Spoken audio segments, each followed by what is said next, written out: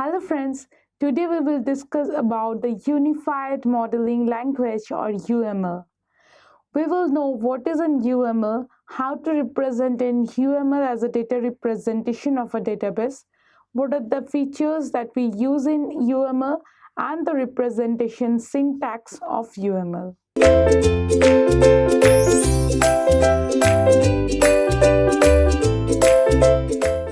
UML or Unified Modeling Language stands for the data representation of a database. Just like the Entity Relationship Diagram or ERD, UML also is linked with the data representation. But ERD is having only the overall design purpose of a database, but here the UML is standing for an class-oriented or a more detailed designing construct for the database. It is actually modeling the database for the real-life implementation. Now, the UML is more object-oriented programming construct, and it can be of several types that it can be used as an alternative to the ERD, which gives only the overall design for the attributes and fields or relations. The first is a class diagram that is represented in an UML. The class diagram consists and gives information about a class. Now, what is a class? A class is a template of an object, that is a collection of similar objects. When we talk about object, we need to say that UML deals with object when ERD deals with entity. Previously, we have used the term entity and object similarly, but now when we are deriving UML, we have to know the difference between an entity and an object. When we saw in an ERD, the attributes are linked with an entity. Now, when we talk about an entity set, that are the set of attributes that give a complete information on the entity. Now, the objects has also attributes. In addition, it has the function or the methods or the behaviors of the attributes that we can define in the class diagram. So the objects can have the attributes as always the behavior or the methods. So that is a basic difference between an object as an entity, and UML deals with the object. So as it has the class diagram that will have the class name, the class attributes as well as the class names. Now that it will also contain the methods to the behaviors of the attributes. Next is the use case diagram. The use case diagram generally consists of the user interaction with the system. It actually has the users as the end products and the data and workflow between the users, like the monetary transaction or the academic transactions between the user. Activity diagram deals with all the data and workflows that happens within a database. And last is the implementation diagram, that is an implementation of a particular database in an application environment. Now, this UML provides us that what are the features that we can relate with in an ERD and can have their unique values in the UML. We will see that how ERD represents a database, whereas the difference on that particular UML. Now, as we talk about the objects, UML deals with some of the basic privileges that we can provide to the objects. There are three signs that we use to give privileges to an object. First is the private, next is the public, and hash stands for the protected. And it is represented like, so the user is monitored, and then we need to add the transactions on the users.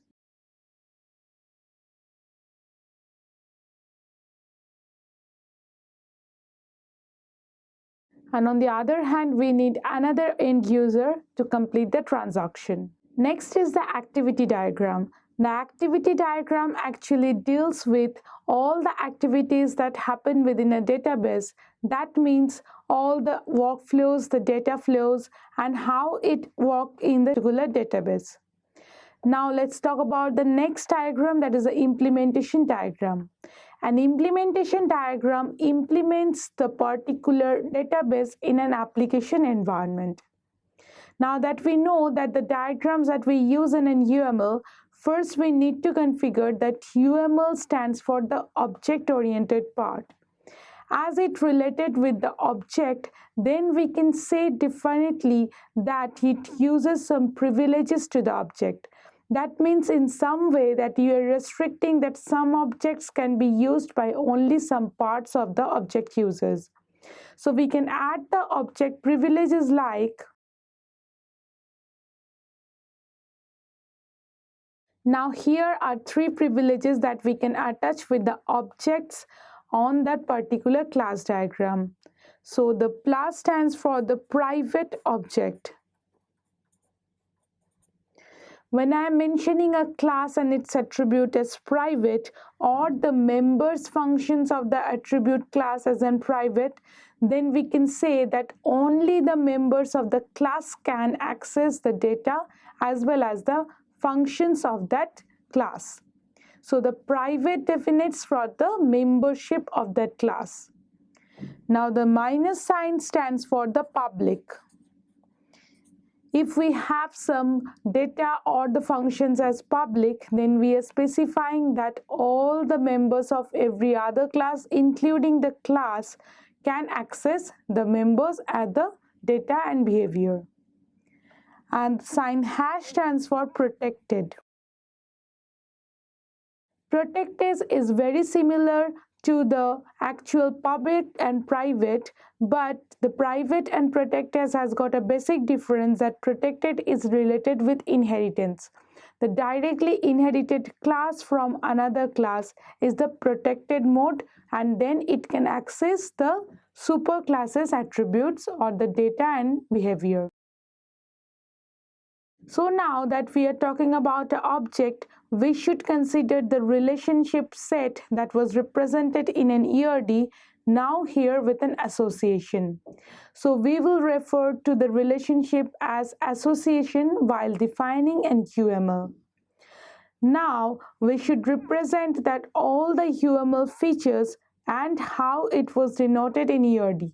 So all the ERD notations, we will transfer it to the UML notations and see what are the basic differences that we need to specify in an UML definition. UML is more about modeling a language. That means it is modeling a part of the database. The ERD was mainly concerned with the design process, but UML is considered for the design process as well as the user interaction to the database.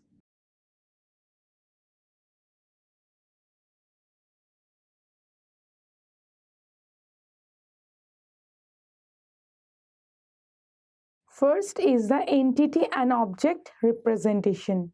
In an ERD, we should represent an entity just with an divided rectangle with the entity name and the attribute name. Now in an UML, the class diagram represents a class with the class name followed by the attribute name followed by the behaviors.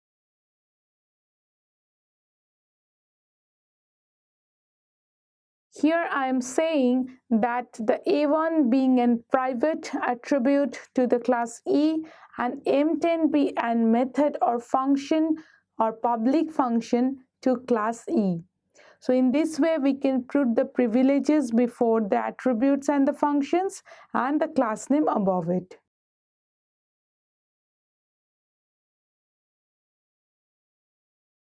As we know that ERD deals with relationship sets and the roles according to the entities.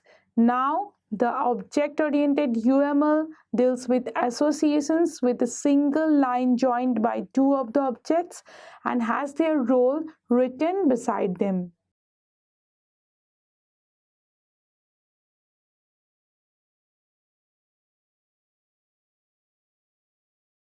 So we should mention single line and written the R or the association name, and the roles should be written beside the object names.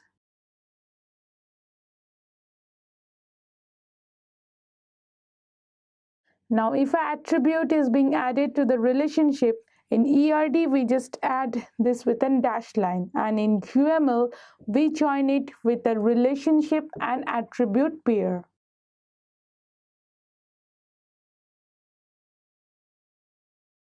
In this way, first we need to name the relationship or the association name, and next the attribute name that is to be joined to the association.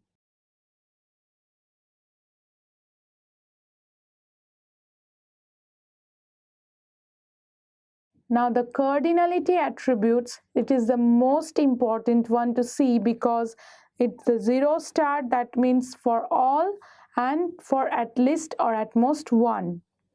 Now, how to represent it in UML? The cardinality will get reversed because it stands for that 1 to 0 from start to 0. So it will reverse in notation, and this is to need to mention very carefully and importantly because the cardinality is getting reversed on an UML.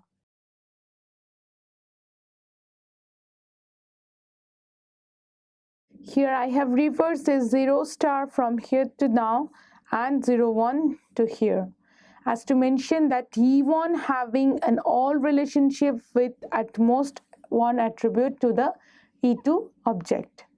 Now we can even write 1 and star at the place of 0.1 or 0. Star because the UML understand that a single digit 1 and star stands from at most 1 and for all the attributes.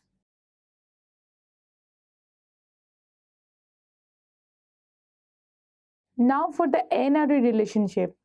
Well, the UML actually does not support all the constraints and specifications that we need in an n-array relationship other than a binary relationship. UML just deals with the binary relationships at its most specification. When it comes about the n-array, it deals with the representation just like the ERD. So it is same for the ERD notation as well as in the UML notation.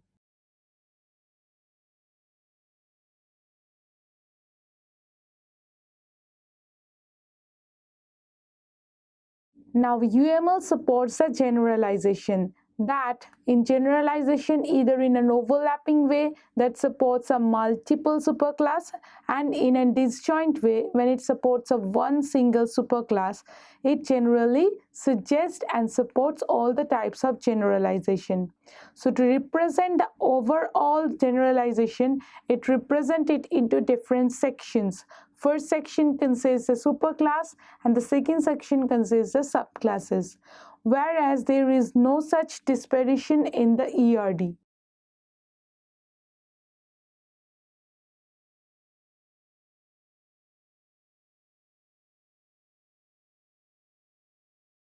The overall generalization in ERD represented like this.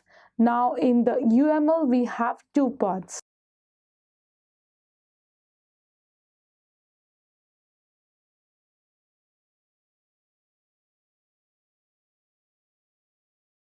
So this dashed line actually signifies that we are actually generalizing or discrediting to the lower classes.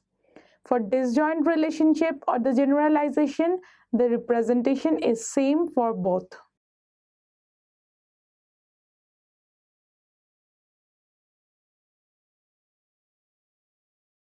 Now, when we talk about an UML object, it does not deal with the object-oriented programming features, interfaces, or the inheritance. It is not generally interpreted in the UML.